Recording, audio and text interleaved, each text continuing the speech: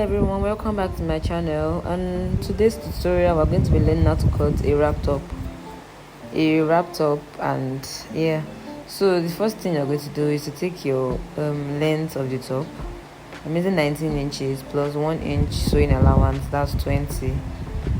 And then please note that in this tutorial you're going to be cutting your back piece first and not the front one, because the front we're going to add some allowances to the front part. So yes, after taking your length, you're going to take your shoulder measurement and then go down by 1 inch. The normal usual basic top we used to cut, so it's the same thing you're going to take.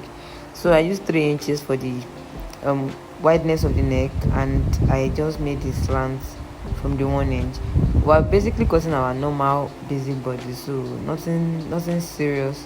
Then your armhole, I'm just using my shoulder measurement to confirm, and then you make your line.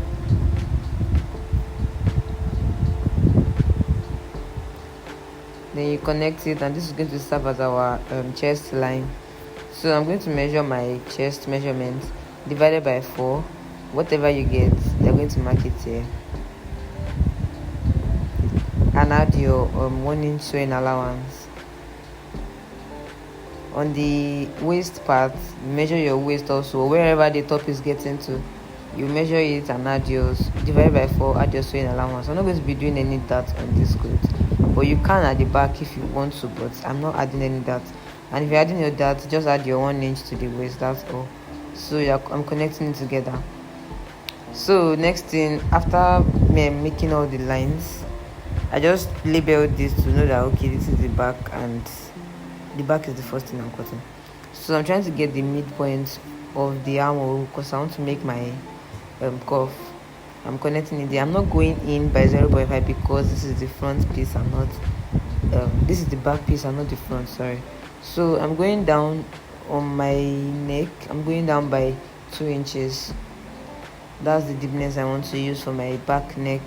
So you just connect it to your shoulder slants, and that is all for the back. You cut it out, and let us go to the front piece.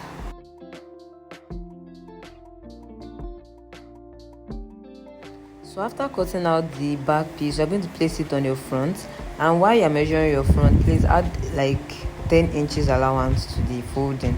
So you're going to be placing your back piece opposite sides of how we used to place it normally. The neck is going to be facing this side that it is facing on my own piece.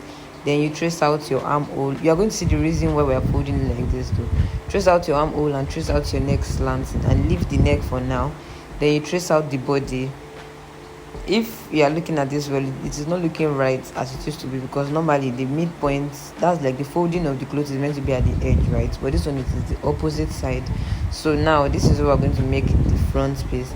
So we're going to, on the waist side, we're going to divide your waist measurement, whatever your waist is, divided by 4.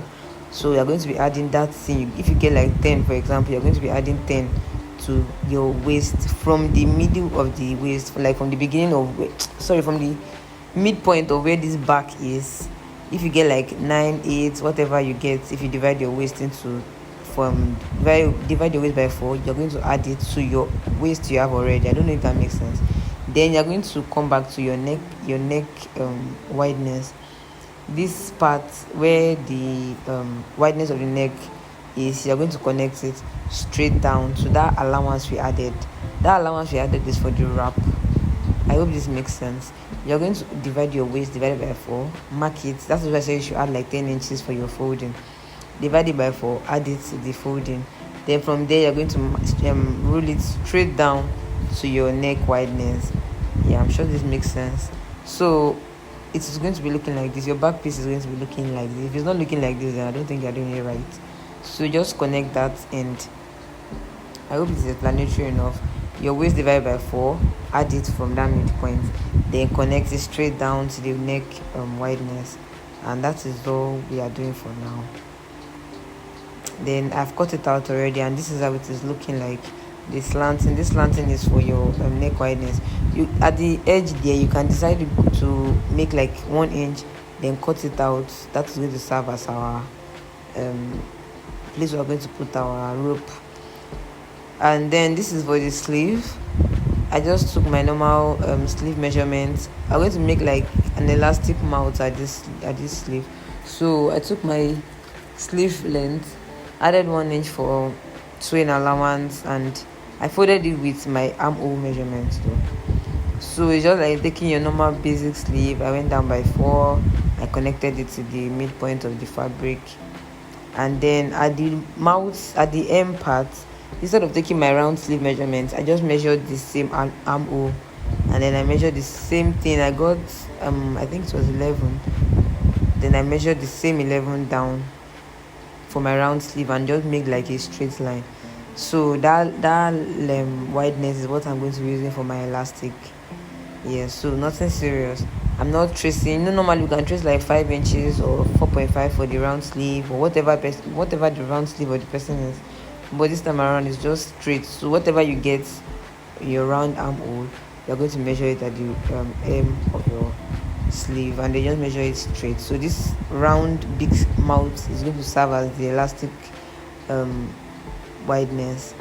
So yeah, that's all. You just trace it out, and when you hem the mouth, you use your small elastic. You can use your big elastic too. Anyone is fine. So thanks for watching.